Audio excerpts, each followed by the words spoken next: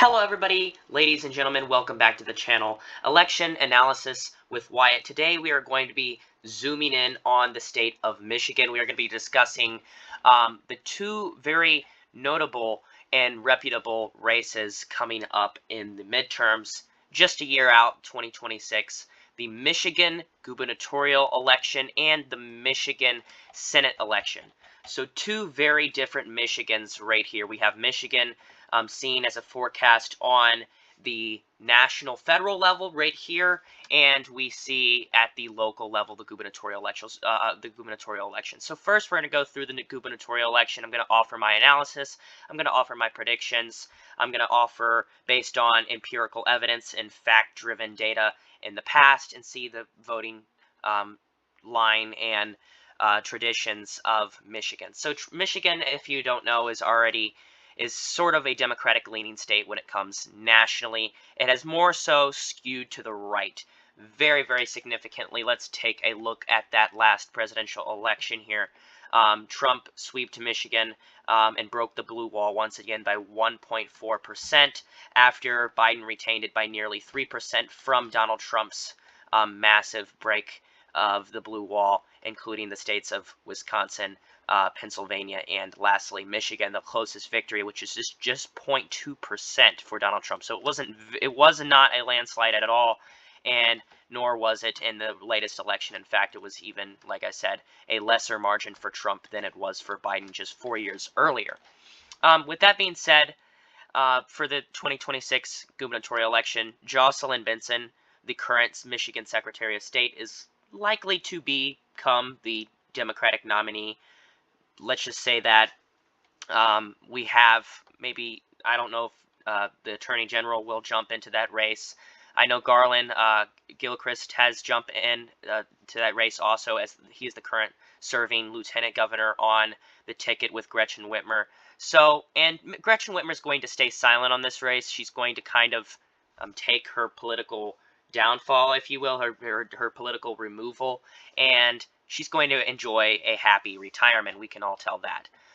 So let's just go through the polling real quick.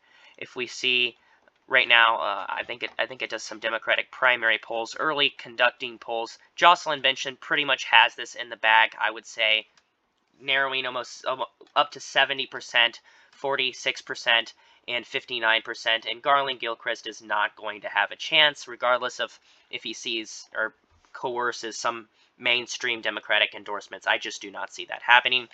We're going to assume she is the nominee. Oops, sorry, this is the governor's election. This is where I have it right now.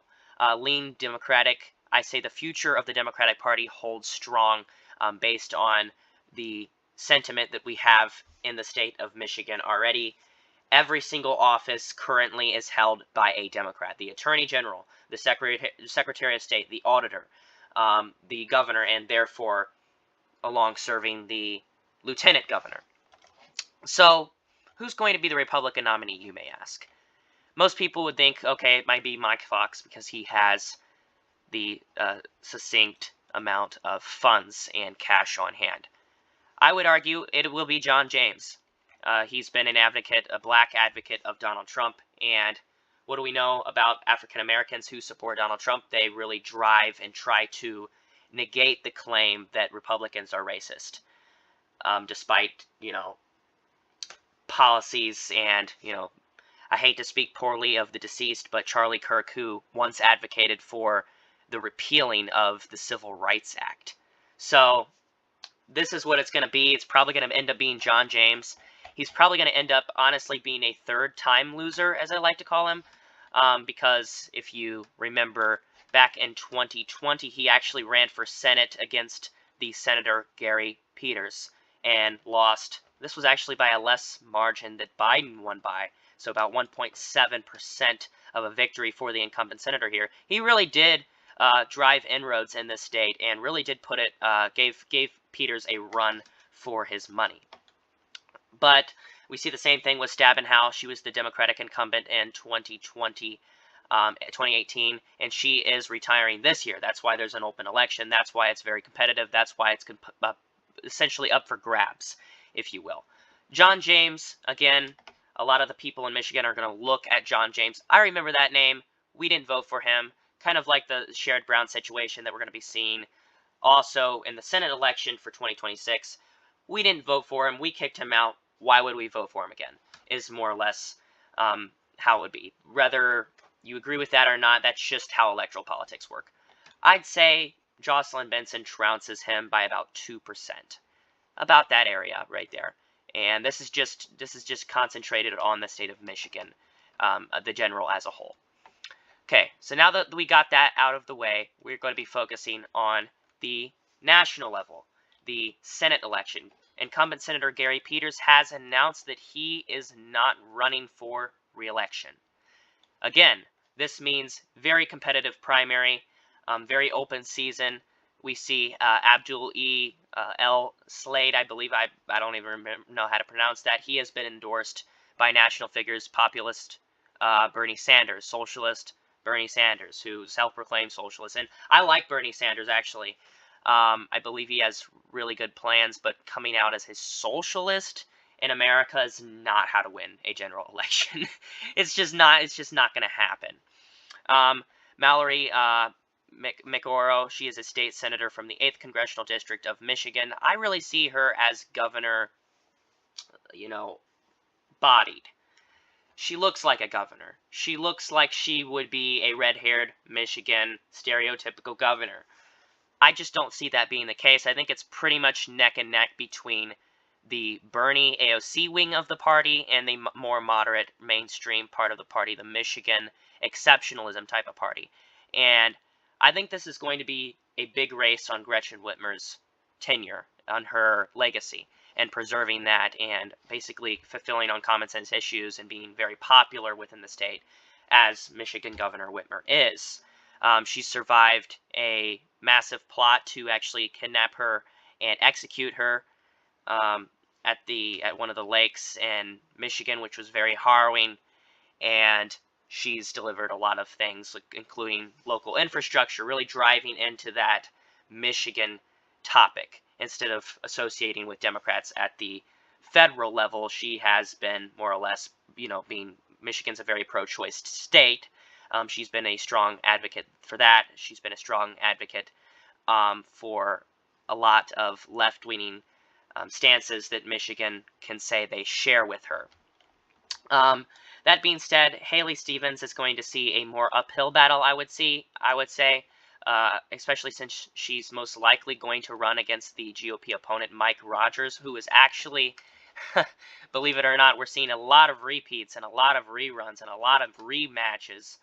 But Mike Rogers actually ran against Alyssa Slotkin, the current U.S. Senator that won last year's election that coincided with the presidential election, but a Democrat still won the state of Michigan.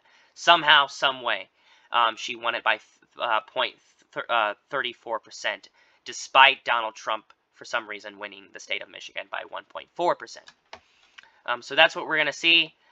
I'd say Democrats do hold the edge in the state of Michigan just because, again, it's an off-year election. Michigan is very opposed and disapproves of the Trump administration by far. And it's really not even close. They disapproved of him the first time throughout, major milestones in the Trump presidency. And we're seeing that, but double now. Every issue he's pretty much basically unpopular on, except for immigration, I would say. Immigration, I'd say most people agree with his immigration stance, whether it be too hawkish or whatever you would call it. But pretty much that John Kerry era voters are going to show up against Donald Trump in the midterms. And a lot of the Trump voters probably aren't going to show up, those voters who were anti-war, but then, I guess flip-flopped when Donald Trump sent strikes to Venezuela without congressional approval. So that's what we're going to see. Again, here's in detail the Michigan presidential election. This was not a big margin of victory. It was less than 100,000 votes. And I see many of those states, or many of those areas, coming out in a anti-Trump resistance, basically, because that's what basically makes up the electorate in this state, we would say, especially since the former I believe it was the former Detroit mayor is actually considering running. Where is that? Oh, that's with the governor. That's with the governor. But yeah, I would say Democrats currently hold an advantage on the local, statewide race as opposed to the national, but I do think they have a clear advantage in both. So thank you guys for watching this short video on this short spanned analysis. I hope you guys enjoy it, and I hope you guys join me in the next one. Happy Friday. Have a good weekend. See ya, friends.